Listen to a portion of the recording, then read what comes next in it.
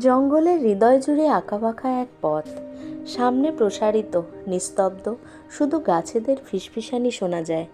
চাঁদোয়া পাতার ফাঁক দিয়ে সূর্যের আলো পড়ে রাস্তার সোনালি ছায়া গড়ে তোলে। প্রতিটি বাঁকে খুলে যায় এক নতুন গল্প, একটি নীরব মুহূর্ত, সময়ের ছোঁয়াহীন।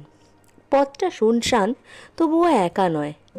হাওয়ার সাথে ভেসে আসে পাখির গান, পাতার মৃদু খসখসানি। প্রতিটা পা ফেলা যেন এক নতুন ধাপ আর একটু শান্তির দিকে।